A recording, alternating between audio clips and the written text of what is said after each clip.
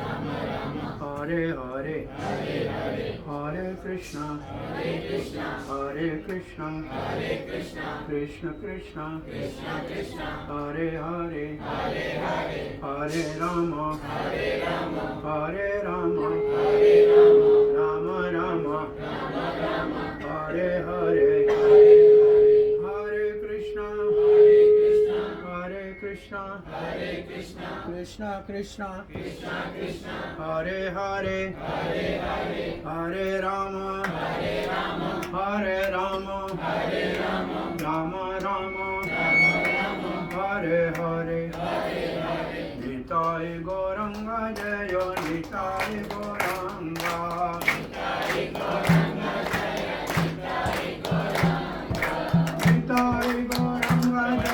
Nitai Gauranga, Nitai Gauranga, Nitai Gauranga,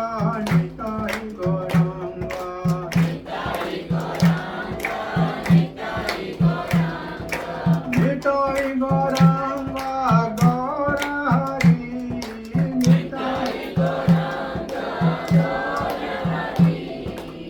Gaura Hari, Jaya Gaura Hari, Gaura Hari, Jaya Gaura Hari, Gaura Hari, Jaya Gaura Hari,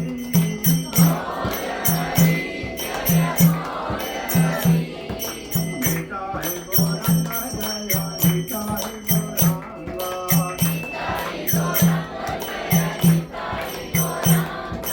Nitai Gauranga Jaya, Nitai Gauranga,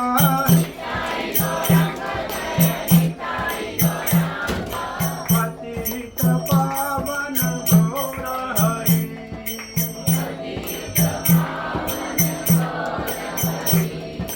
Nadia Bihari Gaura Hari,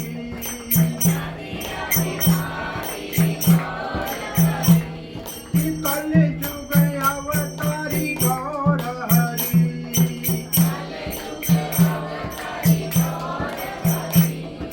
Gaura Hari, Jaya Gaura Hari,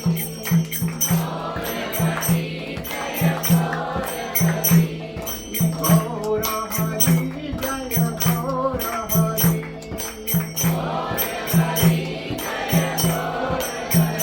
Jai Gaur Premanande। अब हाथ जोड़ के सब प्रार्थना में भाग लेंगे।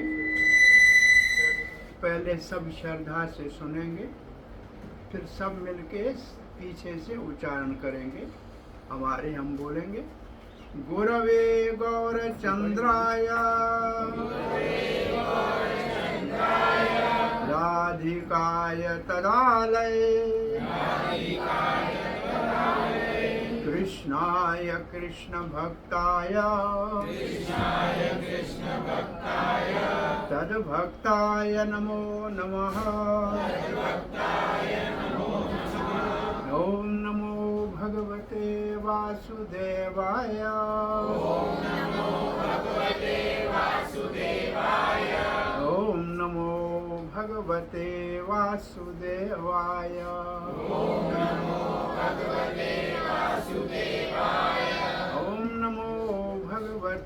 वासुदेवाय।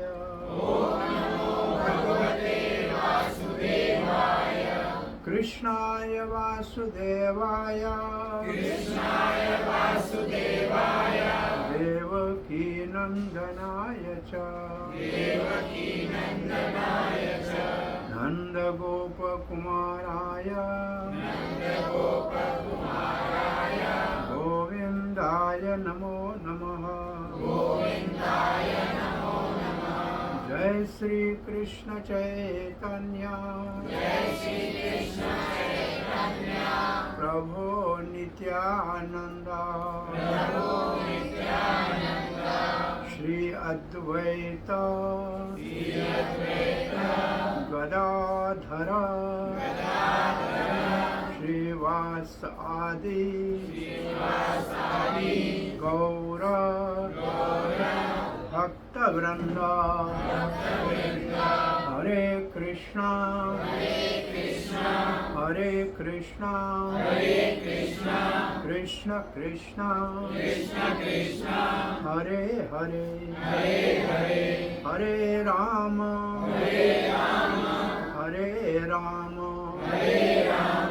राम राम हरे हरे। पवित्र कार्तिक के दामोदर मास में अंतर्राष्ट्रीय कृष्ण भावना अमृत संघ संस्थापिक आचार्य श्री कृष्ण कृपा मूर्ति अभय चरणारविंद भक्ति वेदांत स्वामी श्री प्रभुपाद की कृपा और करुणा से अपने यहाँ जो वेशों में हरे कृष्ण का केंद्र है उसके अंतर्गत यहाँ पीपल प्रेम जी ने प्रेम निमाई प्रभु ने अपने निवास स्थान पे सुदेवी जी के जन्म दिन के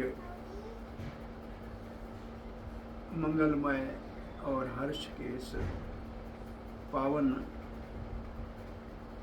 मेला में जो ये दामोदर अष्टक दीपदान और भक्तों का भोजन प्रसाद और हरि कीर्तन और कथा का आयोजन किया है, इस सुदेवी के लिए सब जन्मदिन की शुभकामनाएं भगवान के नाम के उच्चारण करने से आप सब बोलिए हरे कृष्णा हरे कृष्णा कृष्ण कृष्ण हरे हरे हरे राम राम राम हरे हरे। इस महामंत्र से आप सब जन्मदिन की सुदेवी को शुभकामनाएं और बधाई देते हुए आज के सत्संग का शुभारंभ करते हैं। सत्संग का अर्थ होता है सत्य के साथ संबंध स्थापित करना,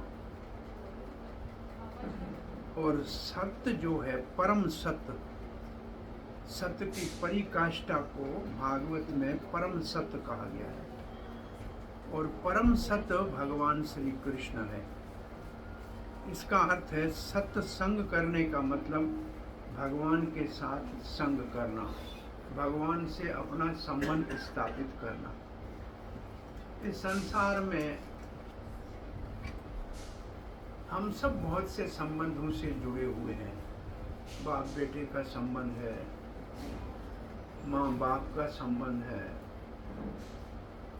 बहन भाई का संबंध है, स्त्री पुरुष का संबंध है। ये सारे संबंध संसार में जो है यही हमारे बंधन का कारण है।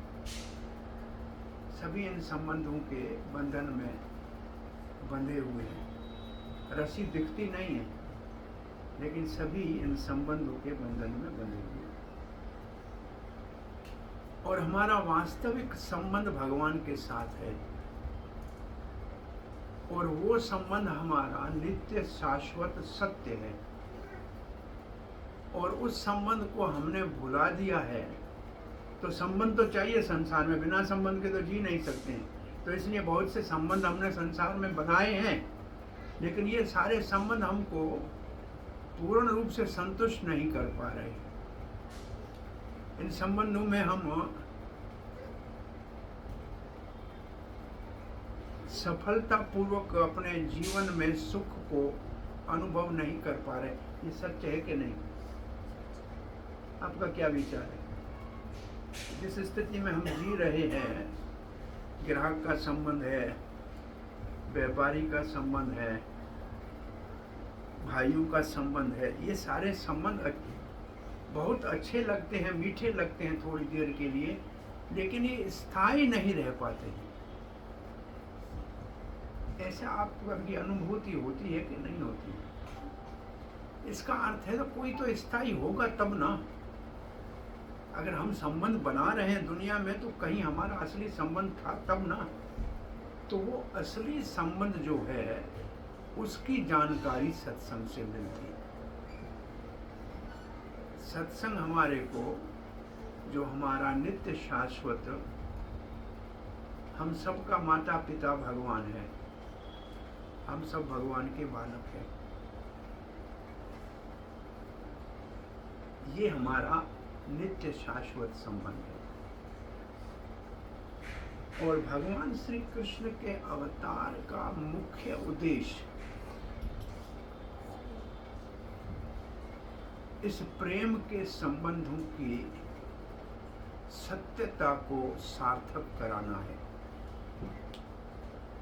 भगवान कहते हैं आपको मित्र बनाना है, मेरे को मित्र बनाना है, और मुझ में मेरे जैसा सखा आपको मिलेगा नहीं। मैं अर्जुन का सखा था तो उसको बहुत बड़े भयंकर युद्ध में से विजयी करके सफल बनाया और दिव्य के गीता के ज्ञान से सारे विश्व को प्रकाशित कर दिया। ऐसा सर का आपको कोई मित्र मिलेगा क्या? विप्र सुदामे का मित्र था मैं, तो उस सुदामे मित्र के घर पहुंचते ही महल बन गया था। ऐसा मित्र आपको कोई मिलेगा क्या? इस दुनिया में तो बड़े से बड़े अच्छे मित्र थे, द्रोणाचार्य और महाराज द्रुपद। बचपन में साथ पढ़ते थे, गुरु के स्कूल में दोनों साथ पढ़ते थे, इतने अच्छे आपस में मित्र थे। बचपन में जब दोस्ती होती है ना तो कहते भाई तुम्हारा मेरा सब आधा आधा। वो जो टाफी भी लाते हैं कहते आधी आधी है। तो ये बचपन में ऐसे कहते दोनों का, हमको हमारा जो कुछ है सब आधा आधा। जब बड़े हो गए तो द्रौपद राजा बन गया और द्रोणाचार्य तो ब्राह्मण था बेचारा। कृपाचार्य की बहन कृपी के साथ शादी हुई, घर में अश्वत्थामा पुत्र के रूप में प्रकट हुआ। घर में गाय तक नहीं थी कि दूध से बच्चे को पिला सके। तो बड़ी आशा लेके द्रोणाचार्य महाराज द्रुपद के राज में कहा आपने बचपन में कहा था हम दोनों मित्र हैं, आधा आपका राज मेरा है। अब महाराज कहते हैं वो बचपन की बातें थी। अब महाराज आपको कोई दान में गाय चाहिए, जमीन भूमि चाहिए तो मांग ले। ये बात तो सत्य नहीं है कि मैं आधा राज आपको दे दूंगा। तो वो मित्रता जो है इतनी बड़ी, राजा की मित्रता ब्राह्मण के साथ, वो भी तो सार्थक नहीं हुई। और दूसरी तरफ एक गरीब ब्राह्मण की मित्रता कृष्ण के साथ थी, वो कैसे सार्थक हो गई? तो अगर मित्र भी बनाना है तो सोच समझ के बनाना चाहिए भगवान को ना। भगवान आपका सखा है। छोटा बालक रोज स्कूल जाता था, रास्ते में डरता था। अब बच्चे ना, छोटा बच्चा डरता था तो उस माँ को कहता था मुझे डर लगता है। बोला बेटा गोपाल तेरा मित्र है, उसको बुला दिया करो, वो आ जाएगा, आपको डर नहीं लगेगा। वो बेचारा जाता जंगल में, कहता गोपाल आप है ना, आप है ना, मैं जा रहा हूँ, आप है ना। तो वास्तव में उसका इतना विश्वास हो गया कि गोपाल रोज मेरे साथ हैं, और उसके विश्वास को देख के उस जंगल में संकट के समय भगवान वास्तव में आके उसकी रक्षा करने के लिए तैयार हो। एक ब्राह्मण था, ब्राह्मण किसी सेठ धनी या राजा के घर में रसोई बनाने का काम करते हैं। ये ब्राह्मण को घर में महाराज रसोई के लिए लाए। तो महाराज किसी ब्राह्मण के घर में रसोई बनाने का सेवा करता था। कहा उसने था कि रविवार के दिन महाराज मैं नहीं आऊँगा, उस दिन मेरी भगवान के अभिषेक का दिन होता है, पूजा का दिन होता है, वो दिन मेरी छुट्टी। ऐसे काम चल रहा था। एक दिन राजा के घर में बहुत मेहमान आ गए और विशेष हस्ती आ गई। राजा ने व्यक्ति को भेजा, सेवक को, जाओ महाराज को कहो आज तो आपको संडे को आना पड़ेगा, रविवार तो है परंतु आपको आतवार को आना पड़ेगा क्योंकि हमारे घर में बहुत मेहनत है। उसने बोला मैं वचन है आपको, आज मेरी भगवान की सेवा है, आज मैं नहीं आ सकता। ये वापस जाके कहा कि महाराज उसको आया तो नहीं, लेकिन थोड़ी देर के बाद देखें कि रसोई में काम हो रहा है, भोजन बन रहा है और वही व्यक्ति बना रहा है। और जब भोजन परोसा गया तो सब लोग अंगुलियां चाट रहे हैं कि ऐसा तो भोजन हमने कभी जीवन में खाया नहीं, ये तो बड़ा आपका रसोईया कोई बड़ा कुशल रसोईया है, इसका हाथ में बड़ा रस है। दूसरे दिन ये बेचारा अपने नेम से सेवा पे गया तो वहाँ महाराज बड़े प्रसन्न होकर पुरस्कार से कहा वाह वाह कल आपने बड़ा इतना स्वादिष्ट भोजन बनाया, हमारे सारे अतिथि बड़े प्रसन्न हो गए। ये हक्का बक्का देख रहा है, कल तो मैं आया ही नहीं। अरे आप नहीं आए थे तो फिर ये सारा भोजन कैसे बना, इतना अच्छा भोजन बना ना, आप थे ना, या आपको ध्यान नहीं है? महाराज बूढ़े हो गए, भूल जाते हो क्या? महाराज उसी समय का, महाराज अब मेरी सेवा से मुझे निवृत्त करो, अब मैं सेवा नहीं कर सकता। बोला क्यों, क्या हो गया? बोला मेरे कारण भगवान को आपके घर में रसोईया बन के मेरी जगह पे सेवा करनी पड़ी। इसका अर्थ है कि मैं भगवान की सेवा में हूँ तो भगवान मेरी जगह जाके सेवा कर रहा है, तो मैं भगवान को सेवा में लगाना नहीं चाहता हूँ। अब मैं भगवान की सेवा घर में करूँगा, वो भगवान जो आपको राजा बना सकता है, मुझे रोटी नहीं दे सकता क्या? तो जो संबंध भगवान के साथ जिसका है, उसके जीवन में मित्र बना, पुत्र बनाना है तो भगवान को बनाना। भगवान कहते हैं आपको पुत्र से मोह है, पुत्र आपका बचपन में बड़ा मीठा लगता है, जवान होता है तो थोड़ा थोड़ा आस्ते आस्ते जिद करना शुरू करता है, और शादी करने के बाद तो आधा प्रेम बढ़ जाता है, फिर तो आस्ते आस्ते घर भी दूसरा लेने शुरू कर देता है। ये तो सबके जीवन की कथा है, कोई इस कथा के लिए किताब पढ़ने की जरूरत नहीं है। तो फिर ऐसा बेटा क्यों न बनाए जो कभी घर छोड़ के जाए ही नहीं। ये तो पुरानी लॉकेट की कथा आपको कई बार सुनाई होगी। बच्चे जब छोटे होते हैं ना तो डबल लॉकेट बनाते, एक तरफ मम्मी एक तरफ पापा को लटकाते हैं। बस 18 साल तक उनका टाइम पूरा हुआ, विवाह हुआ तो लॉकेट में लड़की का फोटो लग जाता है। अब लड़की का फोटो, जब बच्चा पैदा हुआ तो पत्नी को भी डिलीट करके फिर लड़के को लटका देता है, और लड़का बड़ा होके जब चला जाता है बाहर तो फिर कहता है अभी कृष्ण का फोटो कहाँ मिलेगा। अरे तो भाई पहले से असली दिल में भगवान का फोटो पड़ा था, तुम ऊपर क्या काहे के लिए नकली लगा रहे थे? वो असली पहले से दिल में तो पड़ा ही है ना, छपा हुआ, उसको क्यों भूल गए? तो वास्तव में आपको प्रेम करने के लिए पुत्र चाहिए तो गोपाल से ज्यादा कोई स्नेह करने वाला बालक भी नहीं है। ये सारे संबंध हमारे भगवान के साथ अटल संबंध है, अमर संबंध है, नित्य संबंध है, शाश्वत संबंध है। इनको भूलने के कारण संसार में सब दुख भोग रहे हैं। और सुख का चैतन्य महाप्रभु से एक बहुत बड़े बंगाल के मुख्यमंत्री ने राजपाट छोड़कर और बनारस में, काशी में, गंगा के किनारे थे, 3 प्रश्न पूछे थे। वो प्रश्न अगर मानव पूछता है तो मानव है, नहीं पूछता है तो 2 पांव वाला पशु। पहला उनका प्रश्न था कि लोग सब मुझे कहते हैं बड़ा मंत्री हूँ, बुद्धिमान हूँ, लेकिन मैं तो ये भी नहीं जानता हूँ कि मैं कौन हूँ। ये पहला प्रश्न है। और दूसरा प्रश्न कि सब सुख के लिए सुबह से शाम तक संकट में, समस्या में, दिन रात, आंधी में, तूफान में, वर्षा में, परिश्रम में लगे हुए हैं, लेकिन अंत में सुख तो किसी को पले नहीं पड़ता है, सभी परेशान रहते हैं। कारण क्या है? और तीसरा प्रश्न, आखिर जीवन का लक्ष्य है क्या? उसको प्राप्त कैसे किया जाए?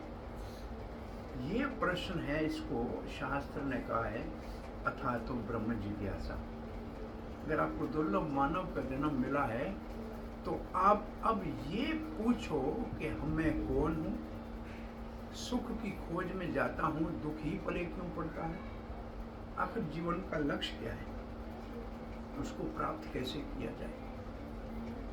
ये है वास्तव में प्रश्न जो हमको मानव जन्म में पूछने का केवल अधिकार है। पशु ये काम पूछ नहीं सकता बेचारा। ये मानव समाज में जिज्ञासा जो है, वास्तविक जो जीवन का उद्देश्य है, वो इन प्रश्नों का उत्तर ढूंढना है। और ये प्रश्न पूछे थे भगवान श्री चैतन्य महाप्रभु से, जो भगवान श्री कृष्ण का बहुत करुणामय अवतार है, पति तपावन दयामय अवतार है। राधा रानी के भाव में बिना हमारी योग्यता को देखे, बिना हमारे गुणों को देखे, बिना हमारे अंदर कोई दोष है तो उसके ऊपर नज़र भी उनकी नहीं पड़ती है। वो तो भगवत प्रेम की माला गूंथ के सबके गले में पहनाने के लिए तत्पर खड़े हुए हैं। उनसे जब ये प्रश्न पूछा तो पहले प्रश्न के उत्तर में चैतन्य महाप्रभु ने कहा, आपने प्रश्न मुझे पूछा है कि मैं कौन हूँ, तो सनातन गोस्वामी आप अकेले नहीं, जितने भी 84 लाख जोनियों में जीव आत्माएं हैं, वो ब्रह्मा जी से लेकर कीट पतंग तक सभी मेरा अंश हैं, और अंश के नाते मैं उनका अंशी हूँ, मैं उनका स्वामी हूँ, वो मेरे सेवक हैं। तो एक पहला अगर ये सत्संग से पाठ आपके पल्ले पड़ जाए कि भगवान हमारा स्वामी है, हम उसके सेवक हैं, तो सेवक को दुख कोई नहीं। बच्चा जब छोटा होता है तो बच्चे को कोई चिंता नहीं, गर्मी में माँ आंचल ढक देगी, सर्दी है तो पंखा झेल देगी, भूख है तो भोजन खिला लेगी। तो जब किसी बड़े का आश्रय लेते हैं तो हमारे सारे दुख अपने आप हमारी चिंता खत्म हो जाती है, चिंता फिर बड़े के हवाले हो जाती है। तो भगवान को स्वामी मानने से हमारी सारी समस्याएं समाप्त हो। इसलिए ये कृष्ण भावना में सब परिवारों को प्रेरणा दी जाती है कि अपने घर में भगवान को विराजमान कर दो, घर का मालिक भगवान को बना दो, और घर का मालिक भगवान को मना दो। उसका अर्थ ये है कि आपके घर में अगर आपने राधा कृष्ण को रखे हैं, या गौर निताय को रखे हैं, जगन्नाथ बलदेव सुभद्रा महारानी को रखा है, या सीता राम लक्ष्मण को रखा है, हनुमान को, तो आप ये निश्चय कर लीजिए कि आपके परिवार में आप पति पत्नी बेटा बहू 5-6 नहीं हैं। वो जो भगवान घर में आपने विराजमान किए हैं वो आपके घर के सदस्य हैं और वो घर के स्वामी हैं। अब जो लक्ष्मीपति को आपका घर का स्वामी बनाओगे तो फिर आपके पास कोई समस्या रहेगी क्या? भगवान तो लक्ष्मीपति है, और राधा कृष्ण राधा रानी की तो लाखों लक्ष्मियाँ सेवा में होती हैं। आज दोपहर शाम का क्लास था घर पे जाह्नवी देवी के। मैं कहा देवियों, ये जो रसोई घर आपका है ना, ये राधा रानी का रसोई है। इसके अंदर जब काम करतूत कर रही है तो राधा रानी आपको सेवा में लगा रही है। अगर अपने हाथ से प्रेम से रसोई में बच्चियों को खाना बनाना सिखाओ, और खाना पहले भगवान को भोग लगाओ और फिर परिवार प्रसाद खाओ, तो ये आप समझो कि बड़े से बड़ी आपकी बिना किसी प्रयास के रोटी तो रोज वैसे भी बनानी है। लेकिन अगर राधा रानी रसोई की स्वामिनी है, मैं उसको रसोई में सेवा कर रही हूँ, तो आप बताओ कि आपके हाथ की बनोई हुई रसोई में कितना स्नेह और प्रेम आपके हृदय का उमड़ के आएगा। और भगवान को जब वो भोग लगेगा तो वो रसमय जो प्रसाद होगा वो आपके सारे रोगों का चिकित्सा है। प्रभुपाद जी ने लिखा है कि जैसे अब पोलियो आया था तो उसके लिए वैक्सीन आई, तो वैक्सीन लगाने के बाद वो कोरोना आया तो वैक्सीन लगाई, तो फिर कोरोना का जो प्रकोप था वो शांत हो गया। ऐसे भगवान को भोग लगाया भोजन प्रसाद वैक्सीन का काम करता है। ये हमारे जैसे ही पेट में जाता है, जैसे पोलियो का ड्रॉप पीता है तो टांग टेढ़ी नहीं होती है, भगवान का प्रसाद खाता है तो दिमाग खराब नहीं होता है, उसके विचार विकृत नहीं होते हैं। तो ये एक हमारी प्रसाद, प्रभुपाद ने कहा ये जैसे इम्यूनाइजेशन के लिए है, और दवाई है भगवान के नाम का जप करना। भगवान के नाम के जप से और भगवान के प्रसाद के परहेज से हम सारे संसार के माया के छल वाले रोगों से बच के और प्रेम के पतवार के माध्यम से संसार सागर को पार कर सकते। सो भगवान के साथ संबंध स्थापित करना, ये वास्तव में सत्संग का मुख्य उद्देश्य है। सत्संग में परिभाषा सत्संग की भागवत में दी है, सताम प्रसंगाम। सताम का मतलब भगवान के भक्त। वो सताम भगवान के भक्त कैसे, उसकी भी परिभाषा भागवत में दी हुई। वो भागवत के दूसरे श्लोक में दी है, मंगलाचरण में।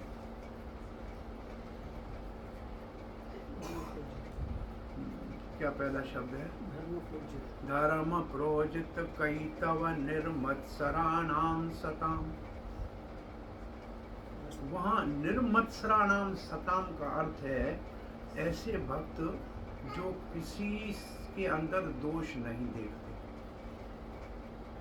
और ये जो निर्मत्सर है, ये उत्तम अधिकारी का गुण है। ये उपदेश अमृत में आता है कि महाभागवत वो है जो किसी की निंदा नहीं करता, निंदा आदि शून्य। ये है सताम की परिभाषा, जो उसके लिए प्रभुपाद ने शब्द अर्थ में लिखा है, 100% शुद्ध जिसका हृदय, जो ईर्ष्या रहित है, जो दोष दृष्टि नहीं रखता, जिसमें द्वेष नहीं है, क्रोध नहीं है, ऐसे भक्तों के सताम प्रसंगाम। प्रसंगाम शब्द का अर्थ है प्रकृष्टेण रूपेण संग। इसका मतलब उनके मुख से भगवान की कथा सुनना। प्रकृष्टेण रूपे का मतलब है पूरी तरह से संग करना। तो उसमें मिलेगा क्या? मम वीर्य संविदो, मेरी बहुत ही शक्तिशाली, बड़ी प्रबल प्रसंगान। प्रसंग का मतलब भगवान की कथा का प्रसंग। तो मेरी कथा इतनी शक्तिशाली है, इतनी शक्तिशाली है कि आपके वो हृदय के रोग को समाप्त कर देगी, आपके मुक्ति के दरवाजे खोल देगी, आपके हृदय में श्रद्धा को जगा देगी, जो भक्ति की भूमिका है। आपकी श्रद्धा है तब आप रात को 9:30 बजे आप सुदेवी और प्रेम जी के निमंत्रण के ऊपर यहाँ आए हो। तो ये श्रद्धा आपकी सत्संग के प्रति जो है, ये आपकी भक्ति के आरंभ का, शुरुआत का, भक्ति आपकी शुरू हो रही है उसका सूचक है। आपकी भक्ति शुरू हो चुकी, ये उसका लक्षण है। और आगे अगर इस कथा को आप चलाते रहे तो फिर रति उत्पन्न होगी। रति का मतलब है भगवान के प्रति हमको बहुत अधिक रुचि हो जाएगी, भगवान में हमारा मन लगने शुरू हो जाएगा, भगवान की कथा में हमको रस आने शुरू हो जाएगा, और उसके फल स्वरूप हमारी भक्ति पर परिपक्व होकर प्रेम का फल देगी। और ये है वास्तव में, पहले प्रश्न का उत्तर क्या दिया चैतन्य महाप्रभु ने? भगवान स्वामी हैं, हम सेवक हैं, ये हमारी पहचान है। इसलिए आपके बड़े जितने थे ना, हमारे जो 100 साल पुराने बुजुर्गों को आप देखें, नाम हमारे सब बच्चों का रखा क्या होता था? गोपाल दास, रामदास, धर्मदास, मुकुंद दास। ये पीछे दास सबके लगे हैं, नामों में है कि नहीं? अपने पुराने समाज के नामों में पीछे दास लगा है ना। ये बिना पढ़े विद्वान थे हमारे, और हम पढ़े लिखे मूर्ख हैं। चिन्नो मिन्नो चिंटू मिंटू क्या नाम आपने रखे हैं, तो भूत प्रेत के भी ऐसे नाम नहीं होते। और वो इतने बुद्धिमान थे, उनके रखे हुए नाम के पीछे दास था। इसका मतलब वो इस सत्य को जानते थे कि हम भगवान के सेवदास हैं। ये बहुत बड़ी बात है असल में। ये हमारे पूर्वजों के धार्मिक संस्कारों के शिखर का चरम का शब्द है। आपके नामों के पीछे जो दास लगा हुआ है, अब ये दास वाले नाम सिर्फ हरे कृष्णा के भक्तों को मिलते हैं और कहीं नहीं मिलते। और वो भक्त भी दास नाम पीछे लगा के आपको बताएंगे कभी नहीं। सबको दास का ठप्पा लगा है, लेकिन बोलेंगे तब दास नहीं बोलेंगे, प्रभु जी बोलेंगे, क्योंकि बीमारी नहीं गई है, सिर्फ ठप्पा लगा है। ये वास्तव की बात कह रहे हैं, हम अपने सब की कह रहे हैं। इसलिए आपने पुराने जमाने महात्मा लिखते थे दास अनुदास, त्रिदंडी दास अनुदास, स्वामी होते हुए भी, सन्यासी होते हुए भी दास अनुदास लिखा करते थे। तो हमारी परिभाषा में हम कहते हैं कि जैसे ना पहाड़ के ऊपर गाड़ी चढ़ती है तो 2 इंजन लगते हैं, एक इंजन खींच नहीं पाता है। तो कलयुग में तो एक दास आगे एक दास पीछे लगाओगे तो मुश्किल से हमारी गाड़ी पार पहुंचेगी। पूछे नाम क्या है, तो बोलो दास सार्वभौम दास। तो आप समझो कि आपकी गाड़ी थोड़ी आगे बढ़ेगी। नहीं तो एक भी दास नहीं लगाया तो कोई घास भी नहीं डालेगा।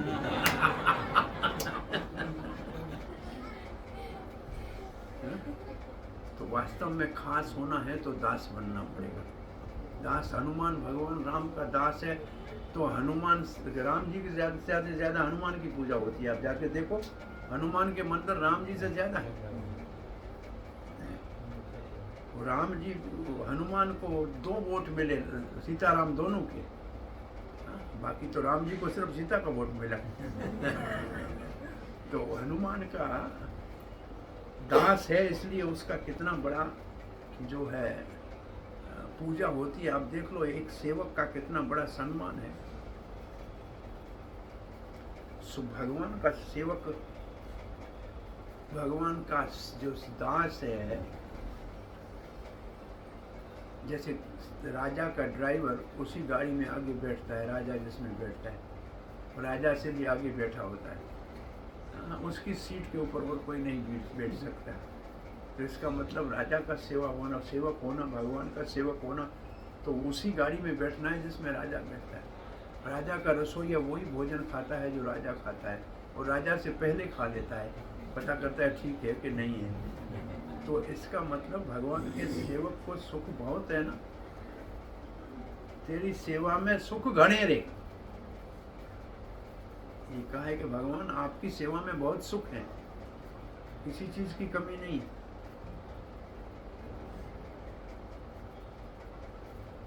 तो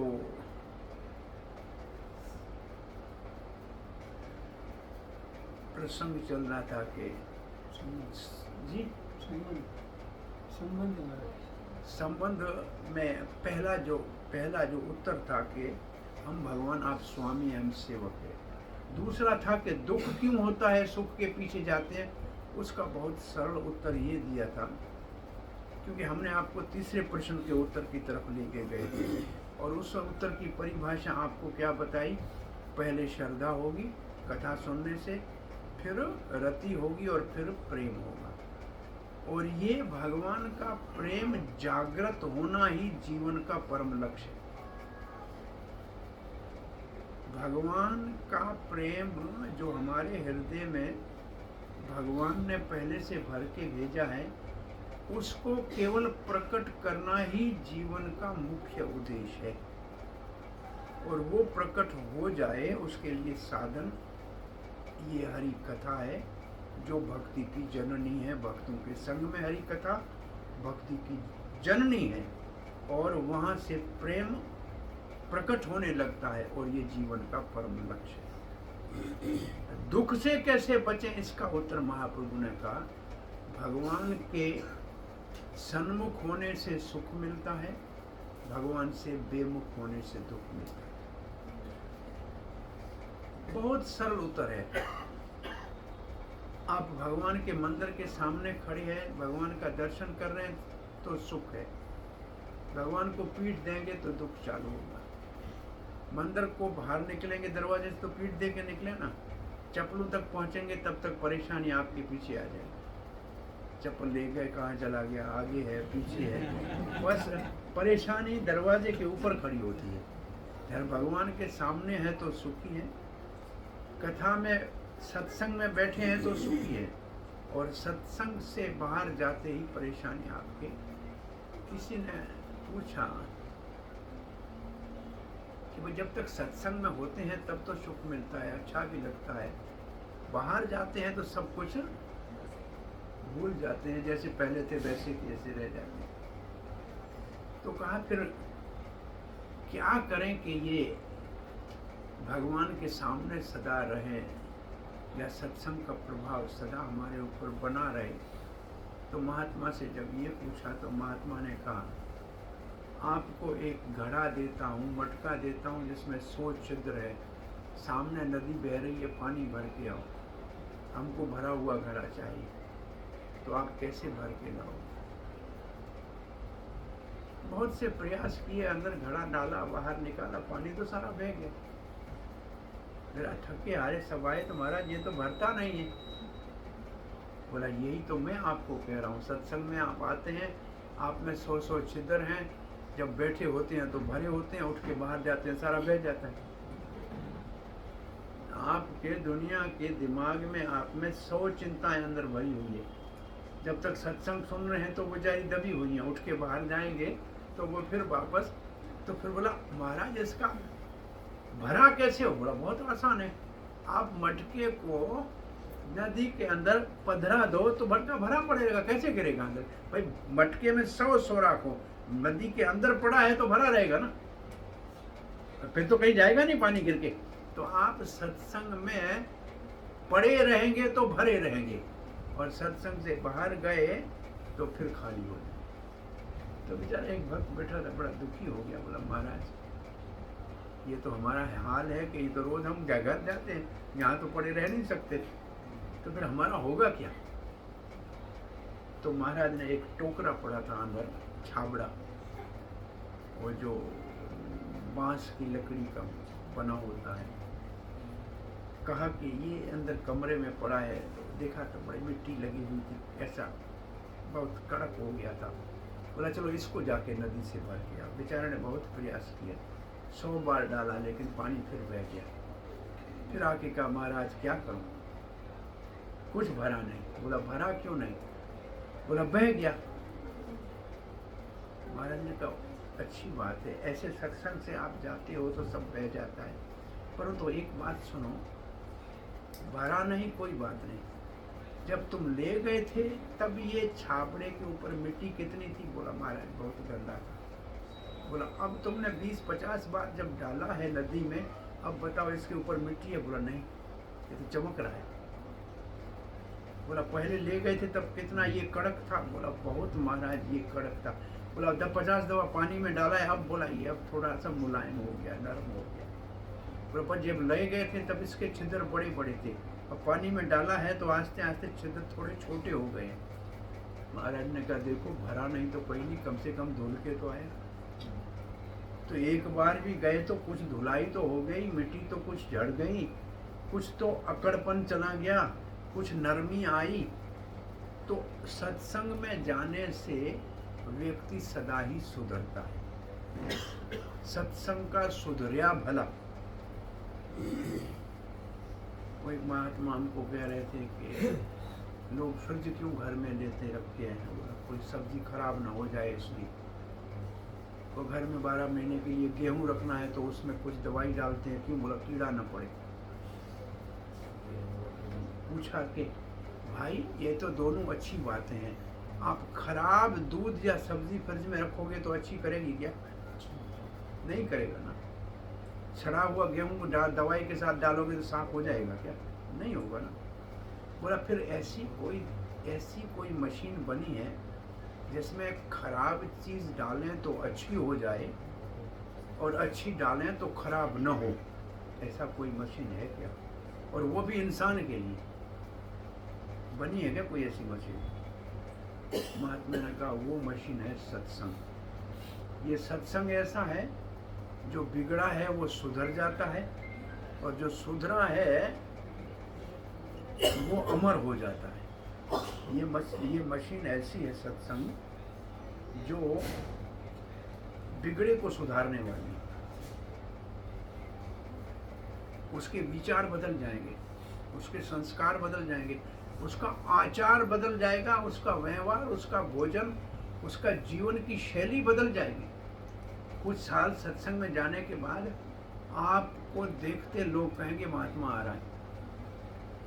लोग आपके प्रति साधु भाव उनके हृदय में अपने आप प्रकट हो जाता है, क्योंकि भगवान तो आपके हृदय में बैठे हैं, वो देख रहे हैं कि मेरी भक्ति कर रहा है, तो सामने वाले के हृदय में भगवान है, उसको कहते हैं ये मेरा भक्त है, तुम इसका आदर करो। तो अपने आप आपका सम्मान, क्योंकि सत्संग में सुधर गए तो संसार समाज के अंदर भाई साधु महात्मा आते हैं तो देखो सभी उसका आदर करते हैं, चारों ओर आपने देखा होगा। तो ये सत्संग का ही प्रभाव है। तो इसलिए सत्संग जीवन में निरंतर होना चाहिए, एक दिन का नहीं। सत्संग नित्य होना चाहिए, नित्यम भागवत सेवया। हम कहीं 3 परसों कह रहे थे, मेरे ख्याल में बाहर कहीं ग्रीन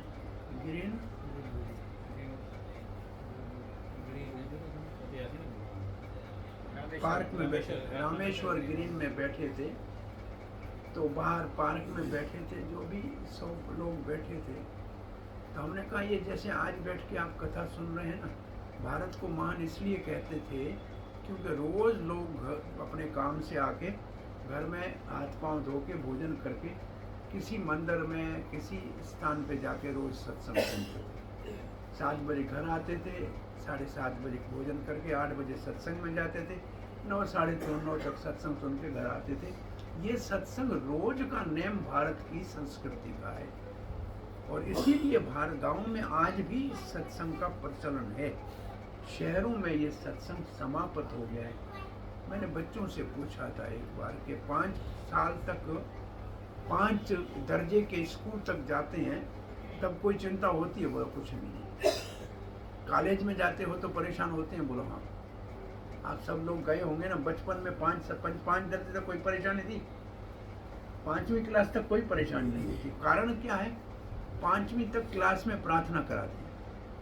पहले जाओगे तो आपको बाहर प्रार्थना कराते हैं, और प्रार्थना करने से आपके अंदर एक शांति और संतुष्टि आ जाती है।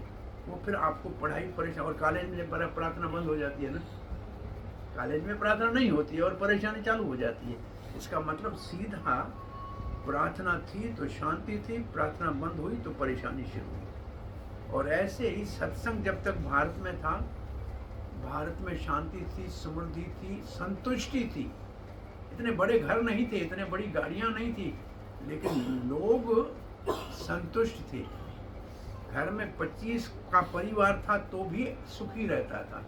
घर में 10 मेहमान आते थे तो खुश होते थे। शादी 10 दिन चलती थी।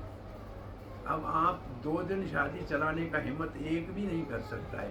एक दिन 4 घंटे में जान छूटेगी तो आया गया। तो ये जो पहले लोगों के सुख थे, वो संतुष्टि थी, उसके पीछे सत्संग सबसे बड़ा कारण था। अब उस सत्संग को पुनः ऐसे अगर आप प्रचलित करना चाहें तो हमें थोड़ी कहा जाए कि कठिनाई होती है, क्योंकि सत्संग बहुत देर से शुरू होते हैं। सत्संग लेट से लेट 8 बजे शुरू होना चाहिए, 9 बजे बंद। तो क्या सुख से सब लोग 10 बजे सो सकें और सुबह स्वस्थ और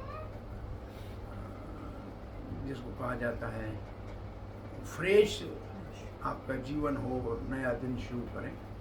परंतु जब बहुत लेट सत्संग होता है तो दूसरे दिन सुबह का हमारा साधन है वो बहुत ढीला पड़ जाता है।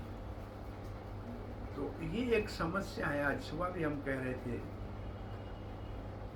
कि सुबह अपने काम पे 10 बजे के बाद ही जाते हो, आप तो राजा हो, लेकिन उसका हानि क्या है कि रात को आपको 12 से पहले सोने का मौका नहीं मिलता। आप ही अपने धंधे के मालिक हो, आप ही अपने घर के मालिक हो। आप चाहो तो सुबह 8 बजे दुकान खोलना शुरू कर दो, रात को शाम को 6 बजे बंद करना शुरू करो। ये आपके हाथ में भाई। आप मार्केट आपकी, मार्केट कमेटी आपकी, आप कहो कि हम इस वक्त शुरू करेंगे, इसका बंद करें, लोग जिनको लेना है अपने आप आएंगे। तो आपके हाथ में है ना। तो आप अपने जीवन को सुखी क्यों नहीं बनाना चाहते? आपको काहे के लिए इतनी परेशानी उठाने की? अब रात जागोगे तो बिजली का बिल भी तो ज़्यादा आएगा ना। 7 बजे सो गए तो झंझट खत्म 9 बजे तक। तो आप परेशानी अपनी खुद पैदा कर रहे हैं और कुछ भी नहीं है। और सुबह सवेरे जाओगे 5 बजे दुकान भी बंद, 7 बजे बंद हो गया, अपना नमस्कार करके आ गए, तो शाम वाला खर्चा भी तो कम हो गया ना। अभी सारी बाजार में ऐसे सारे देश दुनिया के ऐसे हैं। ये सिर्फ पागलपन हमारे यहाँ है।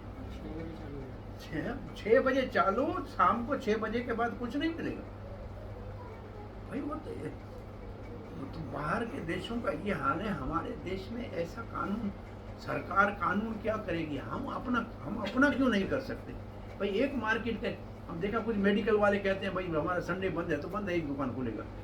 उन्हें आपस में बनाया हुआ है एक, आखिर एक दिन तो अपने जीवन के लिए बना बचा के रखना है कि नहीं? कोई पागल की तरह 24 घंटे चलते रहेंगे। बैल है क्या?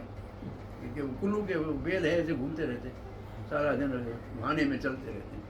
तो ये परिवर्तन अपने जीवन में करना चाहिए। अब ये बच्चे हैं बेचारे, देखो 10 बजे सुबह, इनको तो उठ के स्कूल 7 बजे जाना है।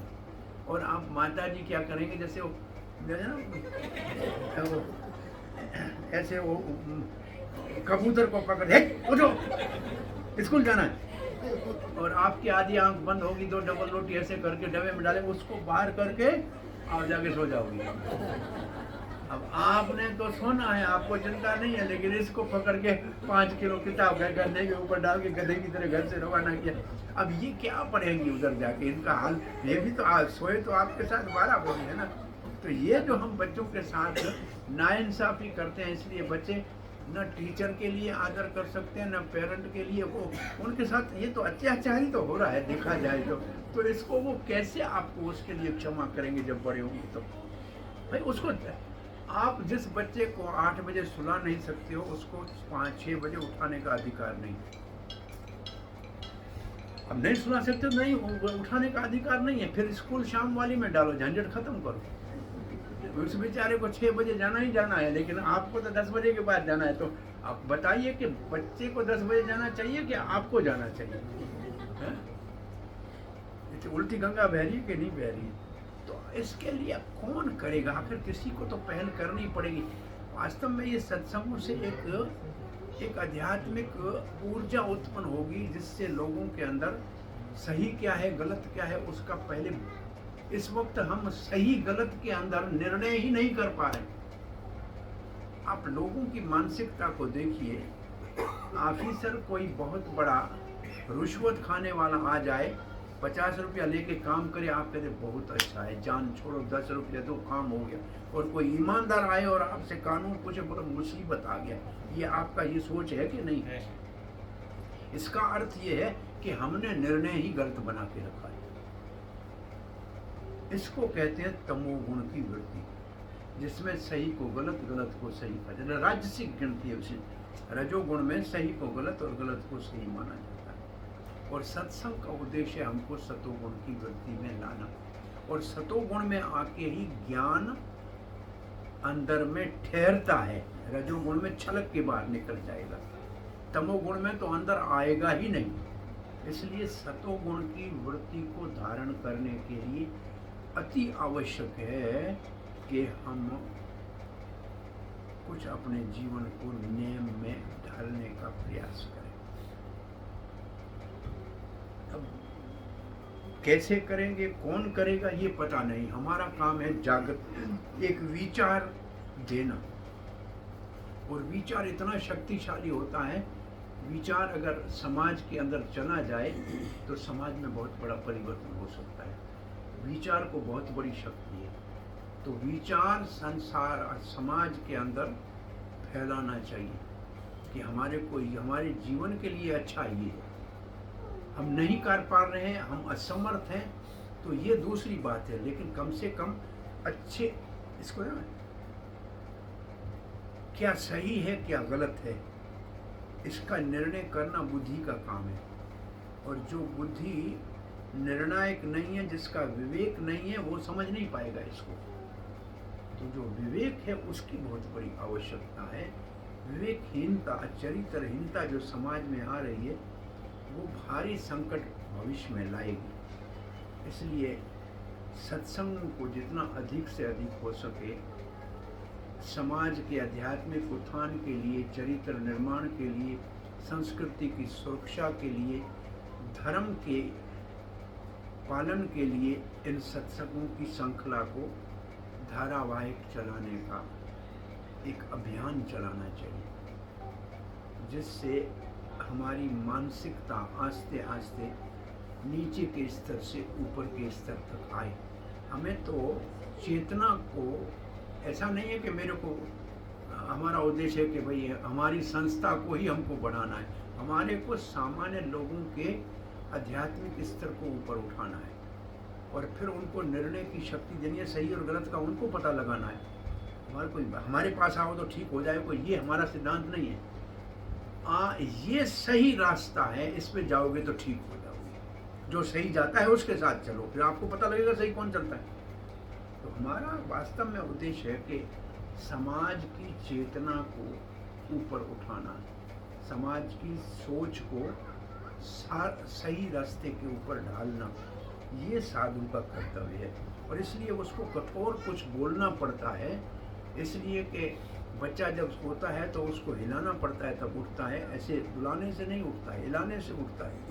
ऐसे साधु का काम है हमारे अंदर जो समाज के अंदर त्रुटियां हैं उसको हमको उससे अवगत कराए। वो हमको अच्छी नहीं लगे कोई बात नहीं, लेकिन कम से कम हमें पता तो लगा कि ये गलत है, ये सही है, ऐसे करना चाहिए, ऐसे नहीं करना चाहिए। फिर कब करेंगे वो तो दूसरी बात है, लेकिन इतना मालूम तो पड़ जाए ना कि ये ठीक नहीं कर रहे। सो सत्संग बहुत आवश्यक है भगवान के साथ संबंध स्थापित करने के लिए। जीवन में हम भगवान से स्वामी हैं, हम सेवक हैं। सुख भगवान के सन्मुख है, दुख भगवान से बेमुख होने से लगता है, मिलता है। और जीवन का लक्ष्य भगवत प्रेम को ही जगाना है, और उसके लिए एकमात्र साधन है भगवान की भक्तों के संग में हरि कथा से भक्ति को जगाना। भक्ति पहले से सबके हृदय में भगवान ने भर के भेजी है, केवल उसको जगाने के लिए कुछ अभ्यास करना। उस अभ्यास में हमने एक अभ्यास पहले आपको बताया, रसोई में राधा रानी की सेवा में लग जाओ, भगवान को भोग लगा के प्रसाद खाओ। और दूसरा, उस भक्ति को शुरू करने के लिए आप संकल्पबद्ध होके रोज भगवान के नाम जपने का एक दृढ़ संकल्प ले लो कि ये हमारी दवाई है। जैसे शुगर का मरीज भोजन में हाथ तब डालेगा जब गोली पास में होगी, या सुई रखेगा फिर भोजन खाएगा। देखा है, सुई है तो भोजन को हाथ लगाएगा, नहीं तो नहीं लगाएगा, मालूम है उसको। ऐसे हम अपने जीवन में इतना दृढ़ संकल्प करें कि हमारे रोग, भौतिक रोग से निदान के लिए माला जपना जरूरी है। इस सुई लगाने के बगैर हम भोजन को हाथ ही नहीं लगाएंगे। ये हमारी चिकित्सा के लिए अनिवार्य है, ये लग्जरी नहीं है, ये आवश्यकता भी नहीं है, ये अनिवार्यता है। इसके बगैर हमारी किसी भी जीवन के किसी भी कहा जाए कि दिशा में सफलता नहीं हो सकती, किसी भी कार्य में, किसी भी विभाग में हम जीवन में सफल नहीं हो सकते जब तक हम रोज भगवान के साथ जुड़ने के लिए। मैं भगवान का सेवक हूँ तो भगवान से सेवा तो मांग लो, नौकरी तो ले लो। बिना नौकरी के कब तक बेरोजगार घूमते रहोगे। भगवान स्वामी है, हम सेवक है, तो बिना सेवक के तो बेरोजगार के है ना। तो बेरोजगारी अपने काहे के लिए अपने आप को बेरोजगार कहलाते हो। भगवान का नाम जपने से हम प्रार्थना करते हैं कि आप उसके सेवक हैं तो आपकी सेवा में हमको लगा लीजिए। तो एक दो काम करो तो सत्संग आपका जीवन में सफलता लाएगा। भगवान के नाम जपने का नियम बना लो, भगवान को भोग लगा के प्रसाद खाने की परंपरा चला दो, आपका जीवन सफल हो जाएगा। हरे कृष्ण। किसी को कोई प्रश्न जिज्ञासा है? प्रेम निमाई वो बैठे ना, कौन है? कृष्णा। हाँ, 365 मंगल आरती वाली जन्माष्टमी के अगले दिन 1 जनवरी के दिन मंगला आरती कौन करता होगा मुझे नहीं पता, मेरे को तो मैं तो नहीं कर सकता, प्रकाशन तो नहीं कर सकता कोई, लेकिन प्रेम वर्क वो कर दिए 365। अगर सूरत में है तो 100% ठंडे को और माता जी का बहुत बड़ा सहयोग है, आज उनके बर्थडे तो हम कह सकते हैं इस बात को, बहुत अदरवाइज संभव नहीं है। ये सहयोग है कि उठा के 4 बजे निकाल देती है घर से।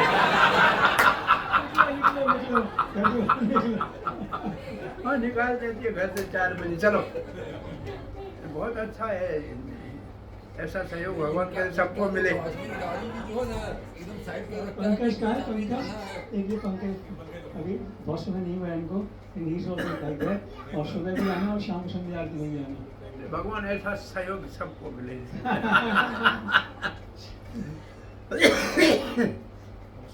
बहुत अच्छा सहयोग अच्छा है भाई, जिसको जो जाएगा मंगला में कभी नहीं होगा कंगला। जाओ मंगला कभी नहीं बनेगा कंगला। एक मेरे पास आया, मुझे बोला मंगला में जाओगे कभी कंगला नहीं होगा। कंगला का मतलब कभी आपको धन का अभाव नहीं होगा, मंगल होगा आपका। तो कंगला कहे, कंगला पता है तो पंजाबी, उसने कंगला कहा आपको। कंगला का मतलब जिसके पास कुछ भी नहीं है, जाएगा मंगला नहीं बचेगा कंगला।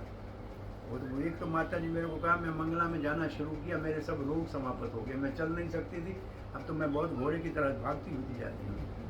तो मंगला में तो सारे समस्याओं का समाधान हो जाता है। लेकिन मंगला के जाने के लिए रात को सवेरे सोने का भी नियम बनाना पड़ेगा, नहीं तो फिर दिन में काम में आंखें बंद हो जाएंगी। 6 महीना 12 महीना चला सकता है, लेकिन सारी उम्र चलाने के लिए फिर थोड़ा जीवन को नियमित करना पड़ेगा। हरे कृष्ण।